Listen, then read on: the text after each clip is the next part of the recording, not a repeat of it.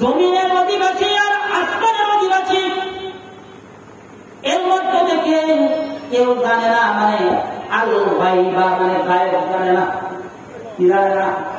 একটু ইমান ঠিক করে নেই, তারপর পরে হবে ভালো ওই গেট করো, লাগাই গেট করো, কেউ হিস তো হিস জায়গায় গিয়ে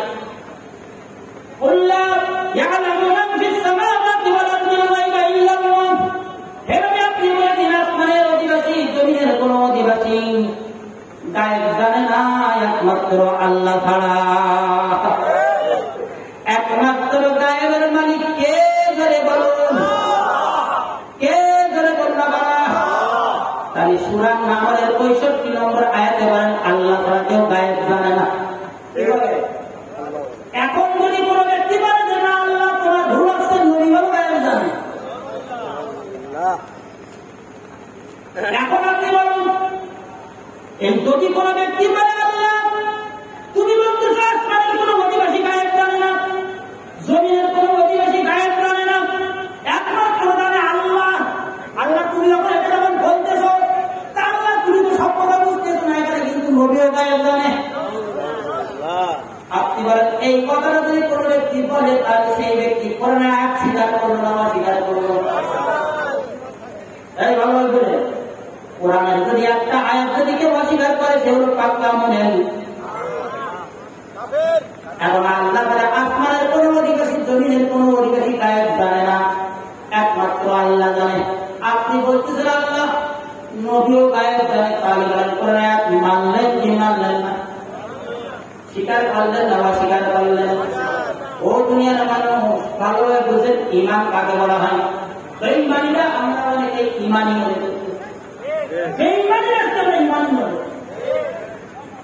এখন বলেন যেই ব্যক্তি কোরআনের একটি আয়াত অস্বীকার করেছে কি? আপনি বলবেন আমি তো কোরআন বিশ্বাস করি, আপনি কোরআন বিশ্বাস করতে এখন বলেন আসমানের অধিবাসী আর জমিনের অধিবাসী, নবী কোন জায়গার অধিবাসী ছিলেন? কোন জায়গা? নবী কোন জায়গার অধিবাসী ছিলেন? আল্লাহ বলে জমিনের কোন অধিবাসী, আসমানের কোন অধিবাসী গায়েব জানে না, একমাত্র জানে কে? তারে কাফের বলে একটু হিসেব পাও, তারে কাফের বলে হিসেব পাও। এজন্য আমি বলি ঈমান সম্পর্কে না জানার কারণে একদম নবীর মুসলমানকে কাফের করতে হচ্ছে। একবার বলে তারা নবীকে গায়েব জানে না, বলে কাফের, নবীকে হাদিস নবী জানে না, কাফের, বলে কিনা? এখন আপনি কোরআনের সুস্পষ্ট কি আয়াত করেন? সূরা নামের 65 নম্বর আয়াত, আসমান এবং জমিনের কোন অধিবাসী গায়েব জানে না, একমাত্র গায়েব জানে কে বলেন তো? সুতরাং যারা নবী গায়েব জানে, তারা কোরআনের একটা আয়াত তারা অস্বীকার করে, আর কোরআনের একটা আয়াত অস্বীকার করলে হয়েছে পাক্কা মুমিন মুসলমান। কথা বলেন কি ভাই? আমি বলবো সকালকে ভালো মাত্র কাফের বলেছেন না, না খোদার কসম, খোদার কসম, আল্লাহর কসম, আল্লাহর জাতের কসম, আল্লাহর জাতের কসম, কাউকে আমি কাফের বলে ফতোয়া দিচ্ছি না, বলে তাকে আমি কাফের বলে ফতোয়া দিচ্ছি যে কোরআনকে অস্বীকার করে। না এখন বলেন আল্লাহ তাআলা বলেন,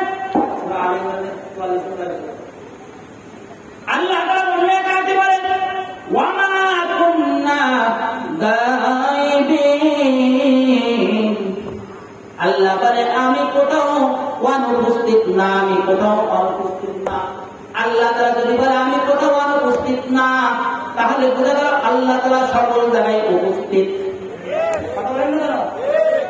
শেষের দিকে আসতো, শেষের দিকে একটু ইমান করতে পারছি, সবার সময় করতে পারবো না।